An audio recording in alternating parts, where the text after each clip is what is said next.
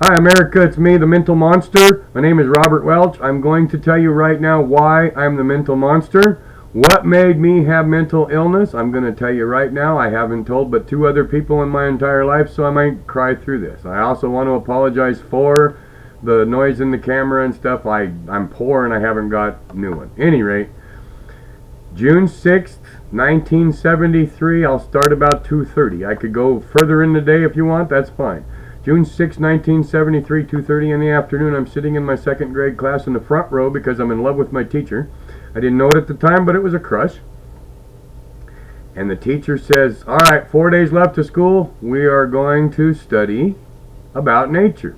She says, I want everybody in the class to get some part of nature and bring it to class. We're going to study it and see it. Well, I knew all the other kids were going to get leaves and mushrooms and all that crap out of their yard, grass. So I wanted to be different. I ran home. I asked my mother, Mommy, can you please let me go get some little fish and crawdads to take in as my nature project so that I have something different? And my mother carefully got 3 little tempura paint containers. They were about this big around. They was about this tall. And they had little red lids on them. And they weren't see-through. They were kind of see-through, kind of like a milk jug, I guess. And she told my sister to take me to the river, and we headed to the river.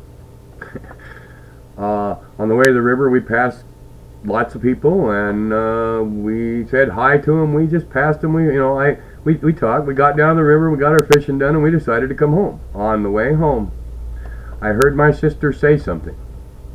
I turned my head to the right, and I saw a flash of light in my right eye. I felt a pinch, and I could not breathe. I turned, I threw everything in my hands, and I ran. As I was running up the hill, I turned and watched my sister with her hands across her like this, trying to stop this guy from stabbing her in the chest and the heart. Horror, folks. Complete horror. I run to a house. Okay? I tell him me and my sister were stabbed. They didn't hear me say me. And he runs outside. My sister's in the yard holding all the stuff that I threw. My sister stopped and picked up everything that I threw when I ran, because my sister cared about me that much. So we got up on the yard. They put us together in the yard, and the news people were there trying to get pictures of us. They decided to cover our bodies from head to toe with white sheets so that they couldn't get pictures of us until the ambulance and the parents and all that showed up.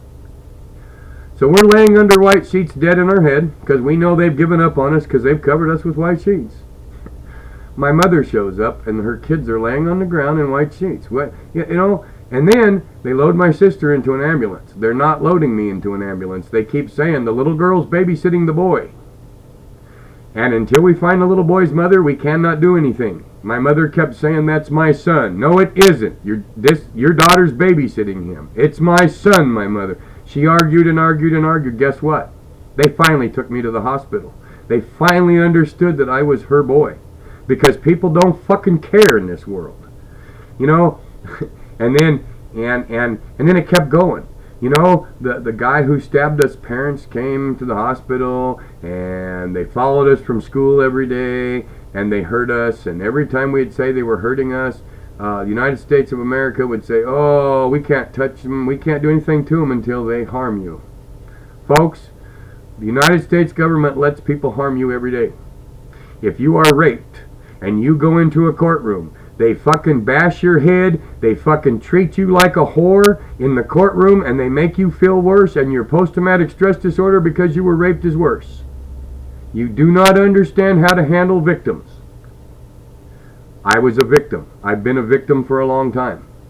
I learned and I made coping skills that are different from all of yours. I have to pay attention to everything now so close that I can't even breathe. I have a hard time in life. But I'm mentally ill because somebody hurt me.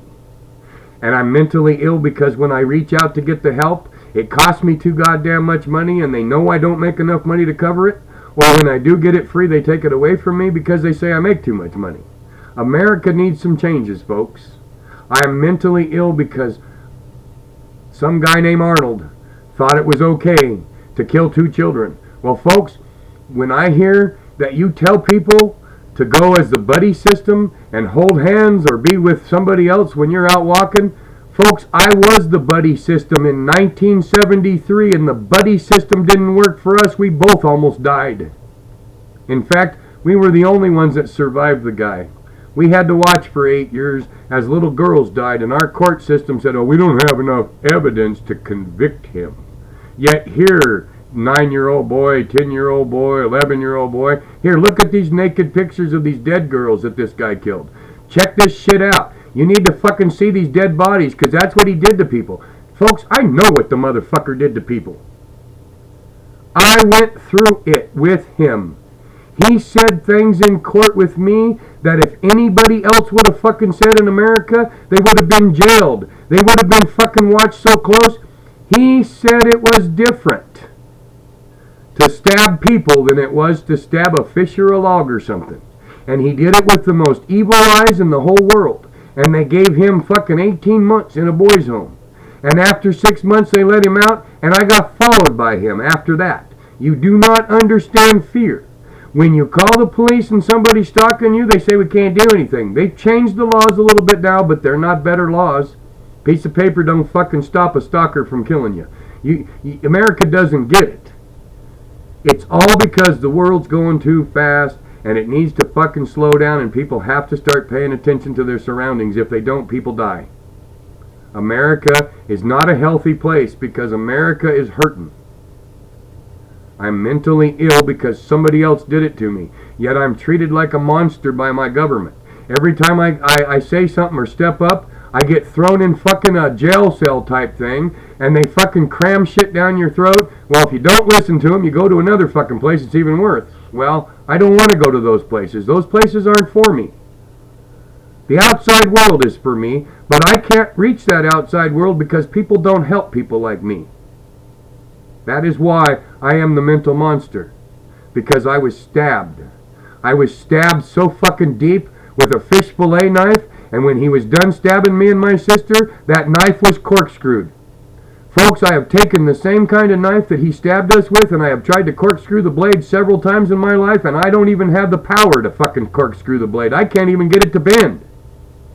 There was that much anger coming out of that guy when he stabbed us, that he corkscrewed a fucking fish fillet knife in our bodies.